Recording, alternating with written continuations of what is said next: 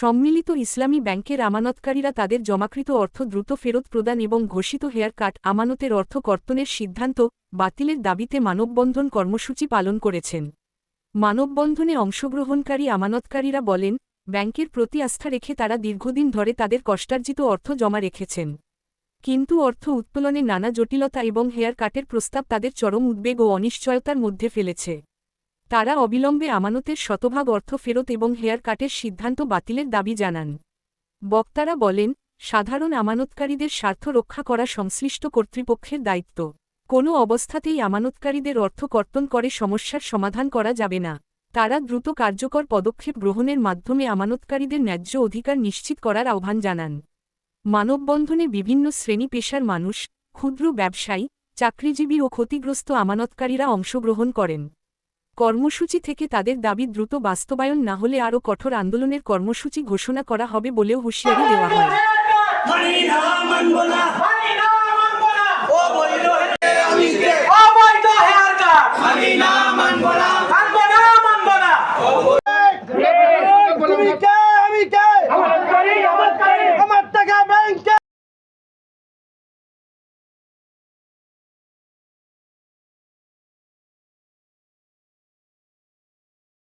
বিশেষ করে hair cut যেটা ওনারা হেয়ার কাট বাতিলের দাবি জানাচ্ছেন এবং এজ ওয়েল এজ হচ্ছে ওনাদের লেনদেন স্বাভাবিক করার জন্য দ্বিতীয় কিস্তির যেটা ফেজের 1 লক্ষ টাকা যে সেকেন্ড ত্রৈমাসিকে এই ব্যাপারগুলো সম্পর্কে একটু ওনারা একটু আশ্বস্ত। আমরা এই ব্যাংকে থাকবো, আমরা যাব না, আমরা থাকবো, আপনাদের সাথে আছি, আপনাদের সাথে আমরা আছি।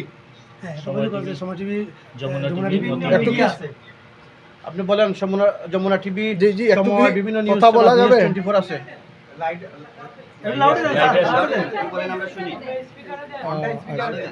আচ্ছা স্যার একটু স্পিকার দেন। সম্মিলিত ইসলামী ব্যাংকের চেয়ারম্যান সাহেবের সাথে মিটিং এ স্যার নাকি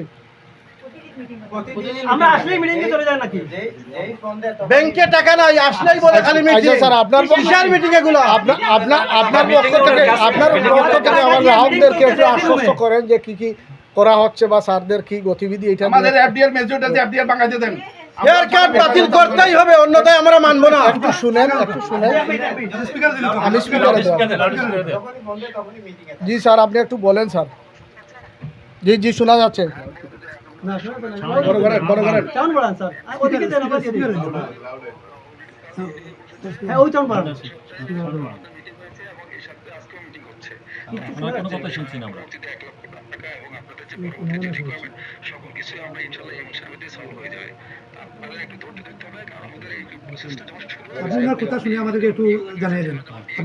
আমার কাছে আমি একটু কথা বলবো স্যারের সাথে।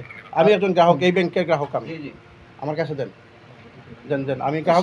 বলেন কাইন্ডলি আরেকবার একটু বলেন, আমি একটু ইয়ে করি।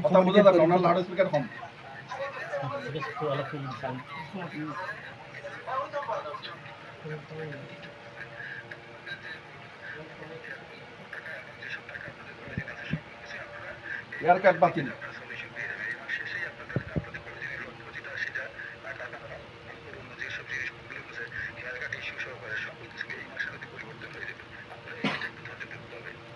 শুনছেন না কথা যে বলছেন স্যার বলছেন যে সব কিছুর বিষয় নিয়ে এখন কথা হচ্ছে এবং আজকে নতুন এমডি জয়েন করেছেন। আসসালামু আলাইকুম স্যার। চেয়ারম্যান সাহেব আসছেন, নতুন সম্মিলিত ইসলামী ব্যাংকের চেয়ারম্যান। স্যার আমি একজন গ্রাহক, এটা নিয়েই কথা হচ্ছে, এটা নিয়ে ইতিবাচক ভাবে যাতে একটা সিদ্ধান্তে আসা যায় এই মাসের মধ্যেই ওনারা চেষ্টা করছেন।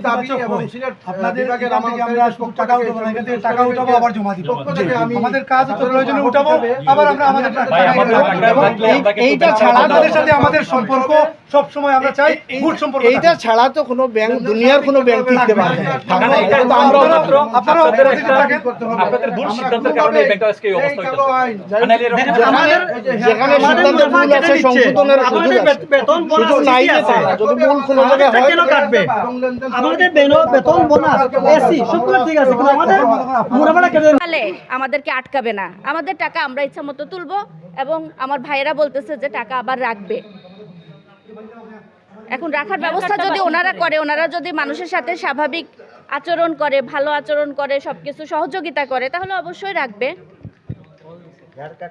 হেয়ার কাটটা বাতিল করেন।